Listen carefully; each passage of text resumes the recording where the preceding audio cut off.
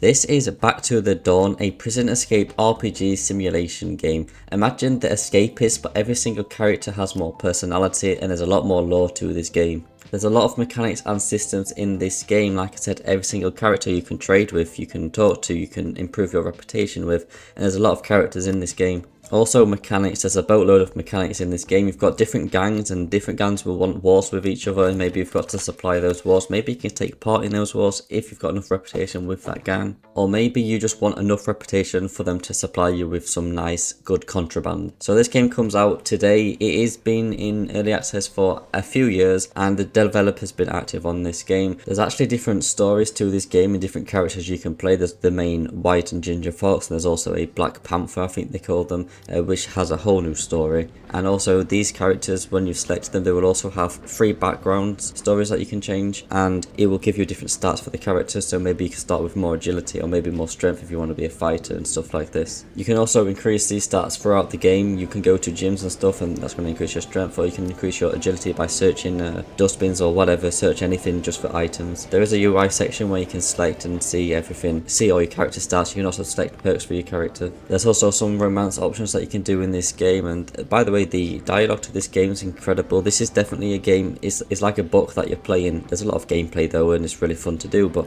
there's a lot of reading and a lot of left clicking, or you can press space on the keyboard to skip some things, or hold right click to skip a cutscene, because there's a lot of stuff that you're going to have to read. Literally every single character is going to be talking. You're going to be able to hear and listen to their conversation. They're going to say lots of important stuff. So if you don't like reading, there's no voice acting, so you're stuck with reading. And if you don't like reading, this game might not be as enjoyable for you, because there's a tons of lore and interesting stuff to read, but if you don't like it, it's not for you. So is this game fun? What is the gameplay loop? Well, there's no real gameplay loop. You're going to wake up to a head count, and then from there it's you do what you want to do. If you want to focus on improving gang reputation, you could do it. If you want to focus on your just reputation with other people, talking to them, getting their reputation up, you can do it. Or you want to go to a gym and get your stats up, you can do it. There is a main quest to this game, but there's so many side quests that you can be doing too. Like I picked someone's cell without them knowing and failed a bunch of times, but I finally got it, and then I got the items I wanted. And you're going to fail a lot in this game because everything seems to be based on RNG dice rolls. I think the dice roll is just UI, but it seems to be based on percentage, and the percentage is going to be really low and you're going to fail a bunch of times. But you can also re-roll. It will use a focus point in the bottom left. There is a purple icon, that is your focus points. You get 5 of them, you get 1 every hour,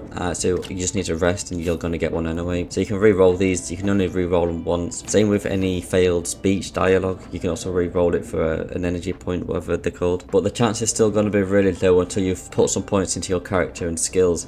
So you're going to have like a 3% success rate on one of the first starter quests, so you can't get it done straight away, but every day you can give it a try, and you might get it, you might not. There's a bunch of other stuff to be doing if you don't get it and you can't progress the main quest, but it's really just your choice, because there is a main quest. It's going to get you to progress and unlock some important things, but that's not going to be how you escape prison. There's multiple ways that you can escape prison, and it's ultimately your choice. There's a lot of endings to this game, and there's probably even more on the Black Panther. I need to say, by the way, I got a key for this game 4 days before release, and I work 12-hour shifts at my job. There's just no way I can ultimately play this new Black Panther person and give you a review and stuff. That's why this isn't really a review video. Maybe after I complete both of the stories to this game, I can give out a review, or a review a month after, or a review even after 100% in the game. That's going to take a while though. There's also some DLC. There's a supporter pack DLC, which is just some cheat. You can support the devs with some money. And there's also a free DLC which lets you basically cheat, and it's going to make things easier. You can tweak a few settings to make stuff easier throughout the playthrough, which is completely your choice, and you should be okay with doing this. It's a DLC. You have to download it, but it's free. I don't know why they didn't just implement it into the game.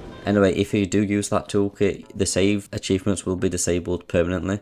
If you go back to an older save that didn't use the toolkit, you're completely fine. But if you use these little cheat DLC thing that they've done, you won't get no achievements. I think it's stupid. I think it should be in the game, and I also think you shouldn't disable achievements. If people want an easier gameplay experience just for the story, then let them have it. So yeah, with 1.0, you're getting a whole new character, a whole new story experience, and it changes things up quite a lot, and I'm not going to spoil absolutely anything about it. So I would get this game if you liked The Escapist, but it's completely different to The Escapist. Just imagine, like I said at the beginning, The Escapist, but every character has a personality, and they have quests for you to do, or maybe a reputation system to get the reputation up. I know you can do some of that stuff in Escapist, but it's never really a character bond like there is in this game. And if you want to take away this comparison completely, nothing to do with escaping a prison, it's just a good RPG and it's a good lore. Everything's interesting to read, by the way. It's super good dialogue. Anyway, go and check this game out if it at all appeals to you. Really good graphics too, really good UI. There's not a whole lot that you're going to get stuck on in this game. Everything's self-explanatory. Mostly, there's a few puzzles in there. There are a few negatives I did notice while playing it. The atmosphere and environment, it's just really dead. There's no real soundtrack that's going to get you grooving. There's or mood changing. There's no real sound effects happening. There's a few UI sound effects and a few feedback sound effects that feel good, but there's not a whole lot of audio just happening in this game. It can make the environment feel a little stale. And the only other negative being there's no voice acting. Imagine if this game was fully voice acted. I know, almost impossible, but it would just be so much better. I don't really enjoy reading that much, but there's a lot of good reading in this game, and if you are a reader, you will like it. But if you're not a reader, there's not really much you can do. I don't think you're going to enjoy this game. Anyway, just basically telling you that 1.0 is out and there's a lot of good stuff to check out. Go ahead and check this game out. Thanks for watching my video, and hopefully I will see you in the next one. Goodbye.